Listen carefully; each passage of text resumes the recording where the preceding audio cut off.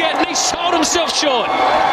साल 2009 इंडिया और न्यूजीलैंड के बीच एक ऐसा ऐतिहासिक रोमांचक मैच खेला गया, जिस मैच के दौरान सचिन ने अपने दोहरे शतक को टीम के लिए कुर्बान कर दिया और बीच मैच मैदान छोड़ दिए। इनके इस फैसले की वजह से रैना ने न्यूजीलैंड को मारकर भूत बना दिया, लेकिन न्यूजीलैंड टीम अपने देश में अपने लोगों के सामने इतनी आसानी से मैदान हारने को तैयार नहीं थी। तो मैच शुरू हुआ। न्यूजीलैंड ने टॉस जीतकर पहले फील्डिंग करने का फैसला किया।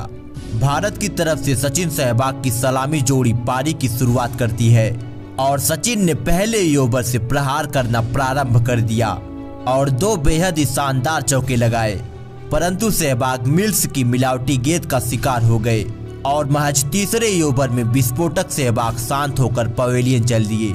सभी खिलाड़ी मिल्स को इस विकेट के मिलने की बधाइयां दे रहे थे, क्योंकि उनको पता नहीं था कि आज भगवान का भार संभालना उनके बस की बात नहीं है।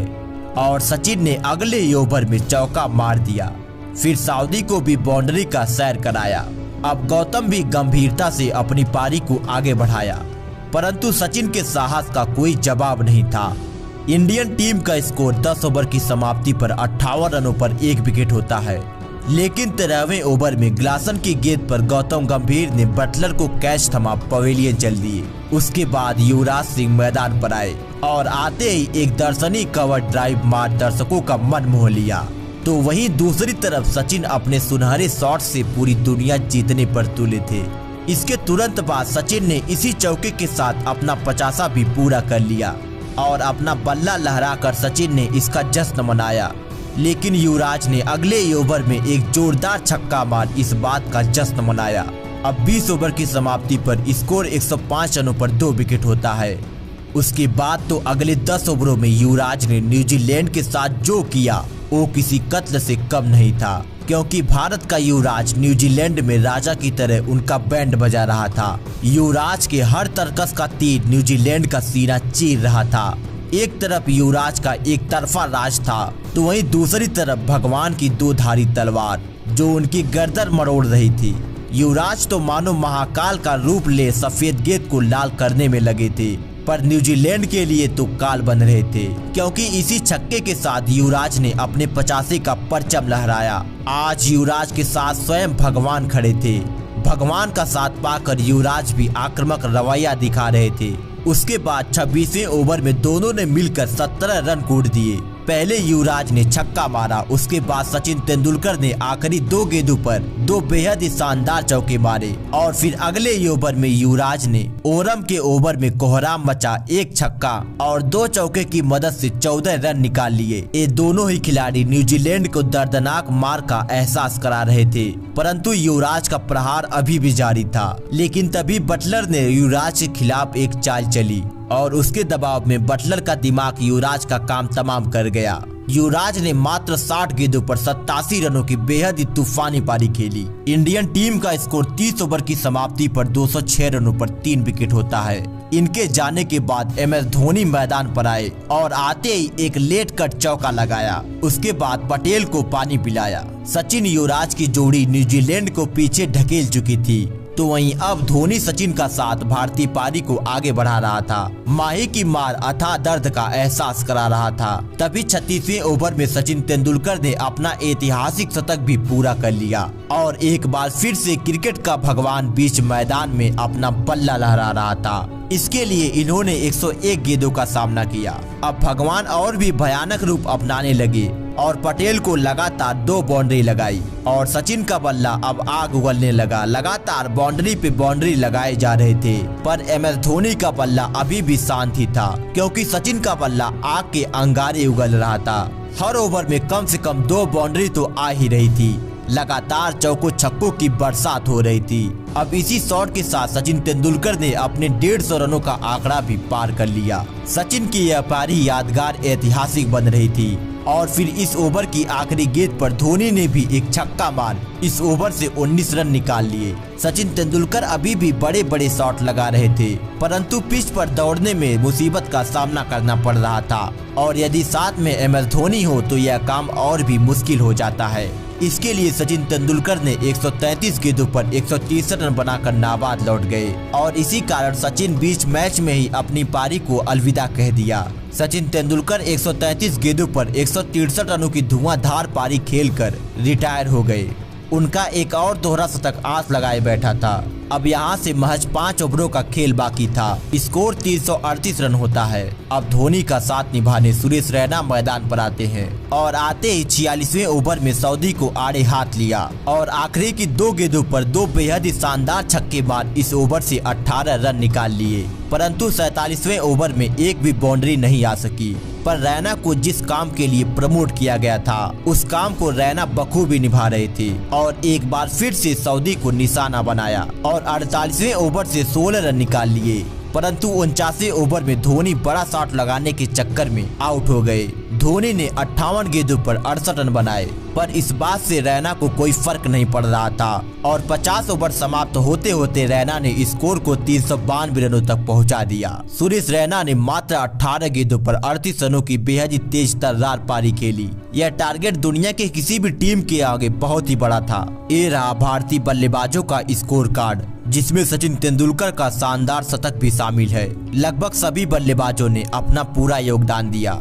अब इस मैच को जीतने के लिए न्यूजीलैंड को 50 ओवरों में 393 रन बनाने थे। ब्रेंडन मैकुलम और जेसी राइडर पारी का आगाज करते हैं और ये दोनों बल्लेबाजों ने शुरुआत से ही टीम इंडिया पर आक्रमण करना प्रारंभ कर दिया। राइडर तो अपनी ड्राइविंग की स्किल दिखा रहे थे। राइडर की स्पीड कम होने का नाम नहीं ले रही थी, क्योंकि अब वो गेंद को हवा में भी उड़ाने लगे। उनका ऐसा खतरनाक रवैया न्यूजीलैंड को एक शानदार शुरुआत दे चुका था। उधर मैकुलम भी चौके लगा रहे थे। इनके बल्लेबाजी का इतना खतरनाक अंदाज हर भारतीय गेंदबाज को हताश निराश कर रहा था। देखते ही देखते 10 ओवर समाप्त हो गया, लेकिन अभी भी भारतीय टीम विकेट के लिए तरस रही थी। 13वें ओवर में जेसी राइडर ने इसी छक्के के साथ अपना अर्धशतक भी पूरा कर लिया। इसके लिए उन्होंने मात्र 36 गेंदों का सामना किया और फिर इस ओवर की आखिरी गेंद को भी चौके के लिए भेज इस ओवर से 17 रन निकाल लिए। अब कैप्टन कूल MS धोनी का दिमाग भी गर्म हो रहा था। तब उन्होंने जहीर खान को गेंदबाजी इंड पर उतारा, परंतु यूसुफ पठान ने मैकुलम का कैच छोड़ दिया। इस विकेट की अहमियत खिलाड़ियों के चेहरे बयां कर रहे थे। यूसुफ पठान अपनी नाकामयाबी को छिपा रहे थे। न्यूजीलैंड का स्कोर 15 ओवर की समाप्ति पर 100 के पार जा चुका था। जिस तरह से दोनों का आतंक था, उसे देख यह मैच उनसे ज्यादा दूर नहीं था। राइडर ने अब भज्जी को आड़े हाथ लिया और लगातार 2 छक्के मार उनकी भी बत्ती गुल कर दिया। फिर अगले ही ओवर में मैकुलम ने युवराज की गेंद पर छक्का जड़ अपना 50 भी पूरा कर लिया। ये दोनों खिलाड़ी गेंदबाजों को मजाक बना रहे थे।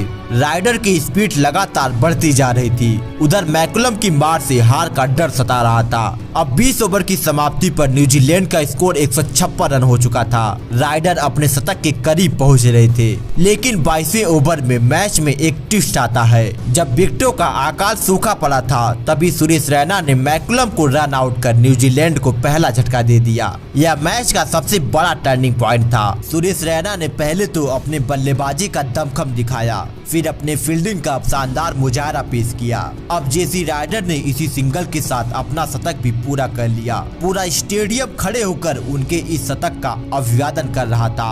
यह शतक महज 72 गेंदों पर आया था। यहाँ पर लगभग 25 ओवरों का खेल समाप्त हो चुका था और न्यूजीलैंड को अगले 25 ओवरों में 214 रन बनाने थे। तभी अगली गेंद पर युवराज के शानदार थ्रो और धोनी के मास्टरमाइंड ने रॉस टेलर को रन आउट कर दिया। धोनी की ऐसी खतरनाक स्किल देखकर किसी को अपनी आंखों पर विश्वास नहीं हो पा रहा था।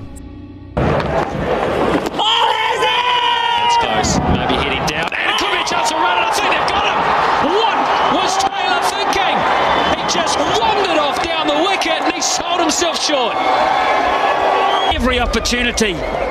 It's Yuvraj Singh with a flat, almost underarm throw. Dhoni palms it onto the stumps.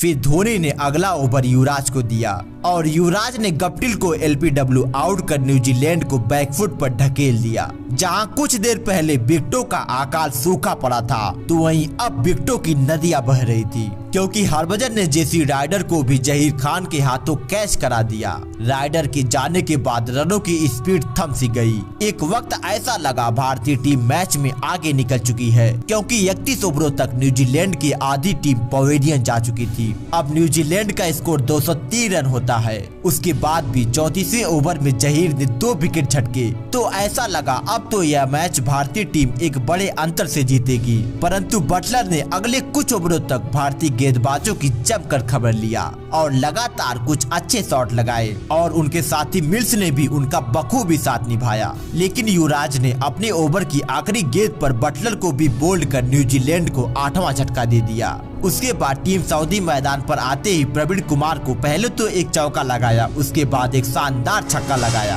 तभी मिल्स ने भी अपना हाथ खोला। अब 40 ओवरों का खेल समाप्त हो चुका था। न्यूजीलैंड का स्कोर 273 रनों पर 8 विकेट हो चुका था। रिक्वायर्ड रन रेट 12 की पार जा रहा था। परंतु अब जो होने वाला था उसकी कल्पना किसी ने भी नहीं करा था। पारी की 42वें ओवर में मिल्स ने जहीर को 3 चौके मार इस ओवर से 14 रन निकाल लिए। उसके बाद 43वें ओवर की दूसरी गेंद पर मिल्स ने मुनाफ पटेल को चौका मार दिया और इसी चौके के साथ स्कोर को भी 300 रनों के पार पहुंचा दिया। और उसके बाद चौथी गेंद पर भी चौका, फिर 5वीं गेंद पर भी एक लंबा छक्का मार इस ओवर में 15 रन कोड़ दिए। अगले ओवर में सऊदी ने 10 रन मार दिए। अब न्यूजीलैंड को 36 गेंदों पर मात्र 72 रनों की दरकार थी। लेकिन एक बार फिर से मिल्स ने पटेल को निशाना बनाया और पहली गेंद को छक्के के लिए भेज दिया और उसी के साथ मात्र 27 गेंदों में ही अपना 50 पूरा कर लिया। 9वें नंबर का बल्लेबाज सभी भारतीय फैंस की धड़कनें बढ़ा रहा था।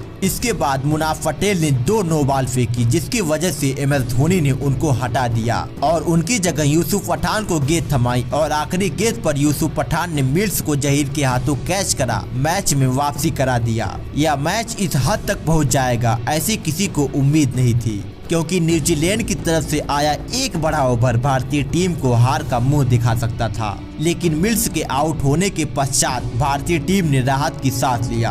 अब 30 गेंदों पर 59 रन बनाने थे, परंतु प्रवीण कुमार ने पहली गेंद पर विकेट लेकर इस मैच को 58 रनों से जिता दिया। यह मैच बेहद ही रोमांचक रहा, क्योंकि न्यूजीलैंड के सामने 400 रनों का पहाड़ जैसा टारगेट था और न्यूजीलैंड ने शुरुआती 20 ओवरों में पूरी तरह से भारतीय गेंदबाजों पर डोमिनेट किया। लेकिन उसके बाद जो 20 ओवर से 40 ओवरों का खेल हुआ, पूरी तरह से भारतीय टीम ने पकड़ बना लिया।